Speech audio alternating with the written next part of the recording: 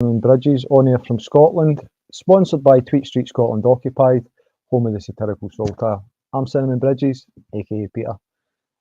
This evening, I'm going to be streaming the second episode of the documentary where we did with documenting Dave Sharp's, the child sex abuse survivor and campaigner's journey from his early life to where he's at now. So this is the second episode, and on this it mainly comes into talking about Dave's inner child and also the campaign work that he done and how that campaigning, he believes, has ultimately led to the police to his door. So without further ado, I'm just going to start streaming. It's available on Rumble to view. If there's any sound issues, any audio issues on the stream, you can go to Rumble to watch. It will be streamed onto Twitter and also onto the YouTube channel. So I hope you enjoy it. It's not a nice subject to be listening to and etc. However, this is less severe as the first episode in terms of the content of what was spoken about. However, it still has those undertones all the way through it. Okay, so thanks to anybody who's tuning in. I hope you can appreciate what's coming.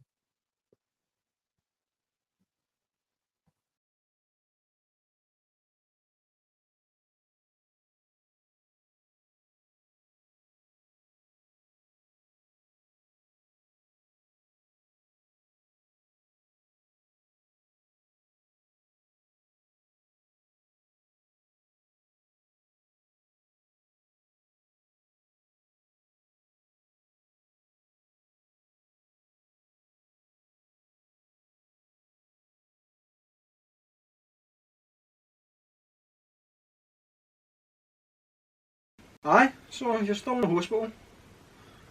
What happens when you come out of the hospital? How do you get out of the hospital? How does your life move then? Well, what happened is they took me in the room and they said to me, that you're going to be here for a long time. We've got the records here of the life you've had, and you've got just detox alone is going to take a long time, and rehabilitation, but also getting over all the trauma that you've carried. And what happened was I went back to my room.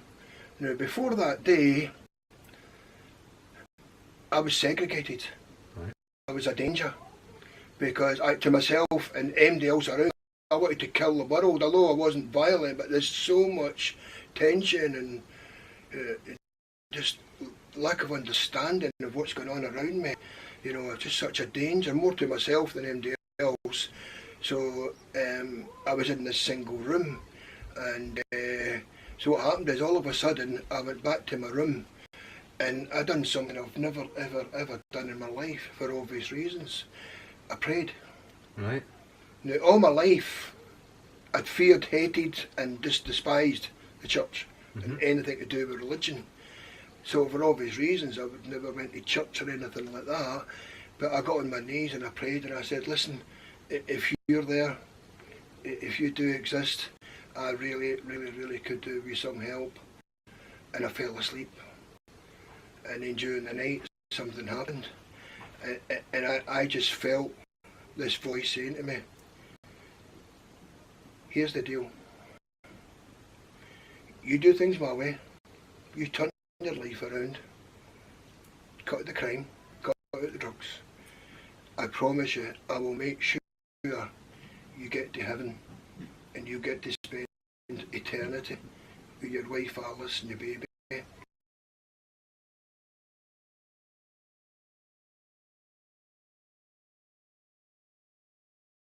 And your mother. And I said, you got a deal. You got a deal. I said I would. So I fell back asleep. And then the next morning I woke up, and all of a sudden I thought, asthma, something's happened, something strange. I feel different. Years and years of stomach ulcers. That's what my brother Thomas died of in prison. Stomach ulcers ran through the whole family. And all of a sudden, and I've got medical records that can prove all this, I never touched them. I think it was cimetidone? No, not cimetidone. Stomach ulcers tablets. I've been through quite a few of them. But yeah, all of a sudden, and every time I shut my eyes, all I could see was a clear blue sky. And it was a peace. And I got a fag. I went to the window to have a fag, and like that, and I've never ever touched another cigarette since. But in the gardens, in the grounds, I'd had a bottle of vodka. I'd got somebody to get me, and in the section I was in was full of the 10 dares. The 10 dares are the people in drying out for the alcohol. And I went out and I picked it up and I looked at it and I thought, nah, and I gave it to somebody. And I'm not going to say, I'd be lying if I said I didn't drink again, because the fact is I like a pint, but I'm not an alcoholic. I don't go out drinking for the sake of drinking. But from that day on, I've never been with another woman. I've never ever, I haven't committed another crime. And within weeks, just days and weeks, I was out of there. And straight away, I started doing all the self-education that we were talking about. Then I enlisted for a tertiary college to study psychology and sociology. But God was talking to me. Right. God. So tell us, just expand on that when God was talking to you. What? God was saying, you need to slow down. Right. You've got an amazing story to tell. The world needs to hear your story. First of all, you've got to listen to me. You need to go away and learn about the Bible. You need to learn to be able to live like Jesus Christ does, and teach yourself to be Him and how He lives. Take His example. And so I enlisted to the Highland Theology College up in Dingwall in Scotland, and lo and behold, I got accepted. And I did. I went and I learned. I took a 1-year access course, which I didn't finish. But the reason I didn't finish was because at weekends and stuff, I started finding myself going out to places like Inverness, places like Edinburgh, looking for homeless people. And I noticed I could relate to them. And I had this real urge to share my story with other people. And I did it. And I would find people who were also abused, and I'd share experiences with them and say, listen, there's a way out. Through Jesus Christ, there is a way out. And more, I found myself drawn towards homeless people. And what happened was, there was a festival going on. There was a Christian festival going on somewhere, and I was invited to go along and watch it, and I did. And one of the compères stood up and says, is there anyone here who would like to give their story, the testimony? And all of a sudden, somebody put my hand up. There's nobody around me. Who did that? My hand went up. I thought, oh. And I said, I don't know, there wasn't maybe a couple of hundred people in the room. Right, yeah, the good looking guy with the t-shirt on. So, me, okay. So I goes on and I got up and I gave my testimony, and they're all clapping and going, yeah, that's an amazing story, wow, yeah. And I was walking back and these two men came over to me, and this guy said, in broken English, you've got an amazing story, would you come to our church and tell your story? I went, yeah. Where's your church? Is it Brazil? What? Brazil? Yeah. Now, I was with a church, Assemblies of God. I was with them at the time, and I knew people there, so it was arranged. All I had to do was find my fare. Now, when I went back to the college, the theology college, the teacher, the headman, says, listen, I'm paying your fare. You need to go. So, wow, this is fantastic. This is amazing. And I got this feeling that God was saying to me, you know, I'm preparing you. Big things are going to happen, and you're going to be very much involved in it. And you need to just live with confidante faith. You need to stay in faith. and it's a thing I've always kept, faith that there's something very big about my story that's going to affect a lot of people. And lo and behold, even before I went to Brazil, I knew that something very, very big was going to happen. And you know, I mean, I hadn't even remember getting on a bus. Now I'm on a big 747 jet with four rows and four rows and four rows, and what's going on here?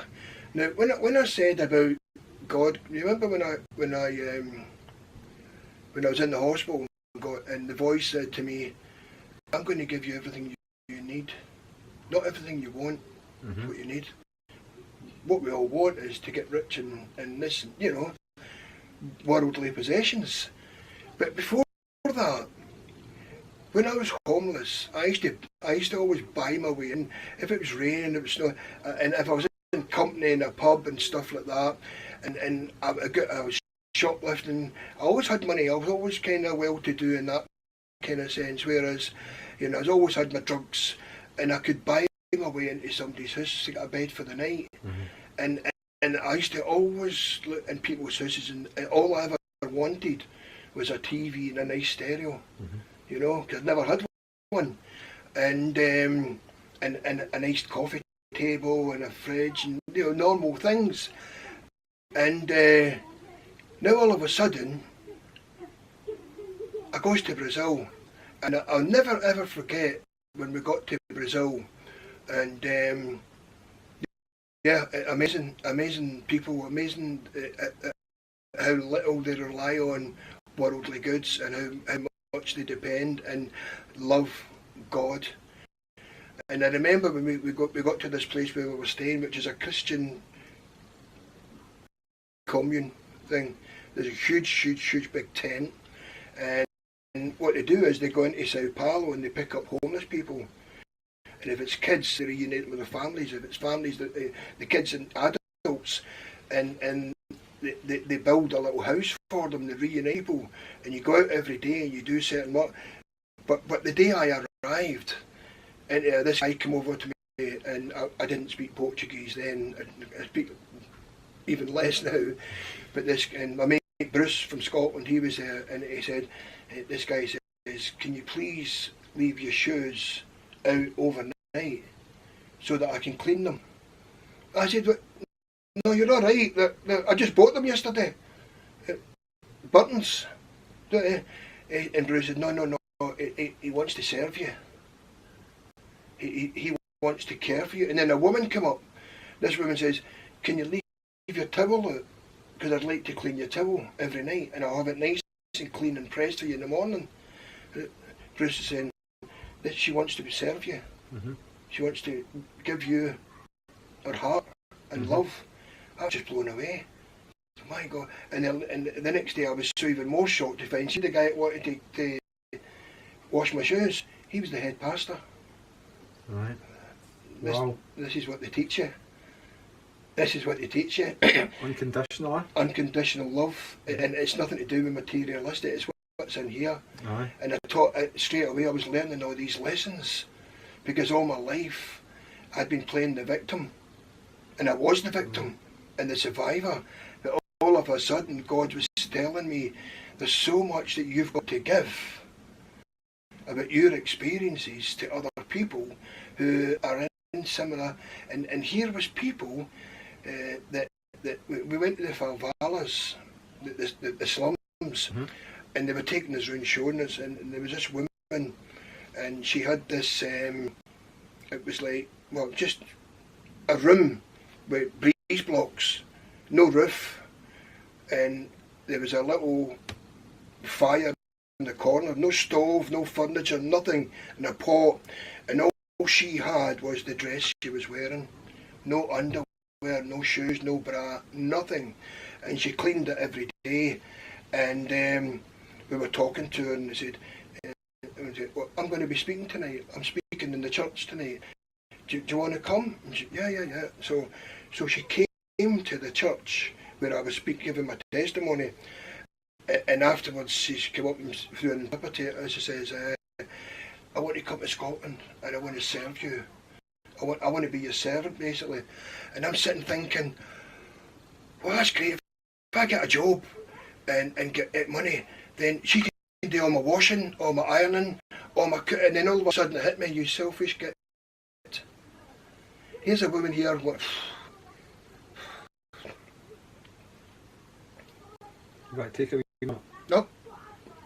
Here's a woman what to give up her whole life for me.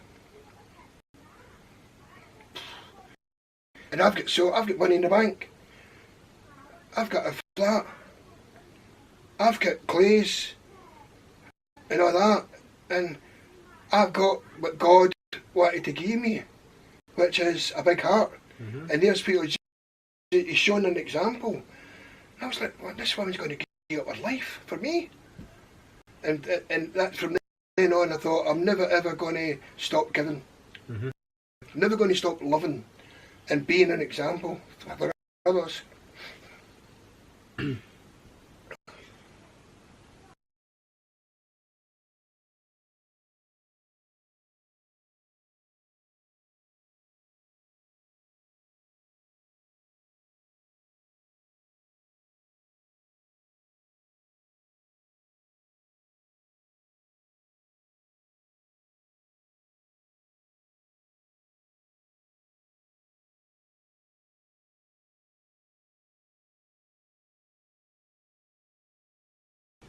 So she was willing to give up everything just to serve you, and obviously that kind of triggered a wee emotion there. So it was a spiritual cleaning. Mm-hmm.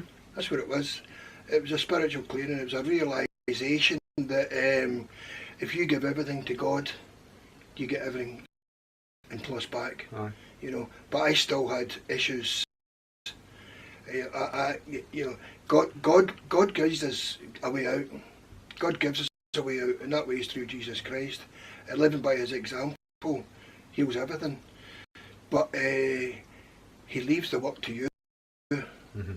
You have to heal yourself. And when I came back to Scotland, you know, I came back to bills, I came back to rent, and I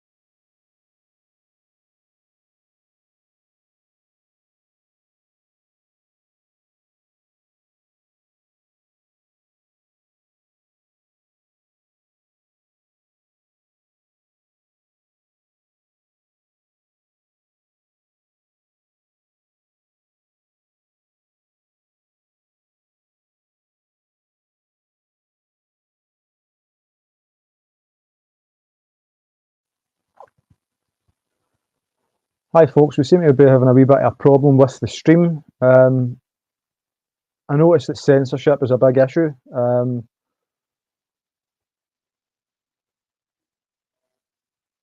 The stream is running on the Rumble channel perfectly. However, trying to stream it out across these platforms, whether it be Twitter or whether it be YouTube, is causing a bit of an issue. And that's the very thing that people like Dave, survivors of child sex abuse and also child abuse and other injustices suffer. They are censored to the point that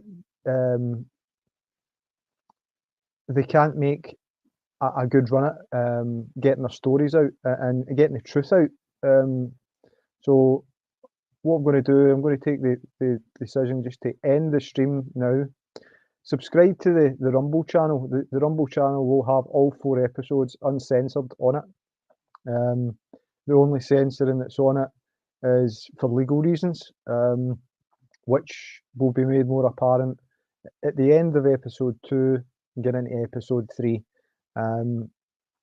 So thanks very much for anybody who's tuned in. You can find the link on our Rumble channel, which I'll display right now for you.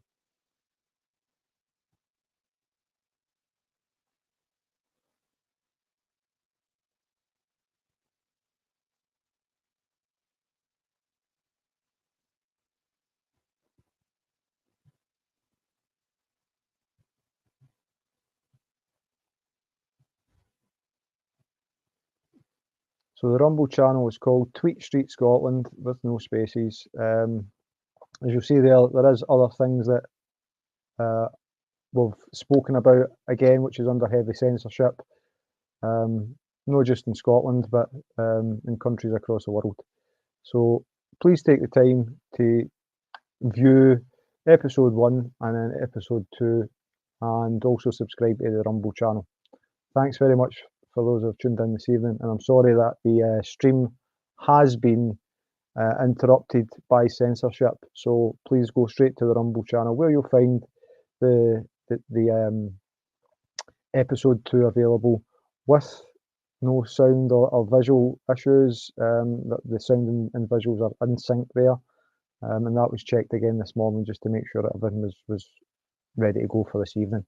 So it's censorship that's preventing us from getting the story out, and that's where you guys come in. It's where the people power comes in.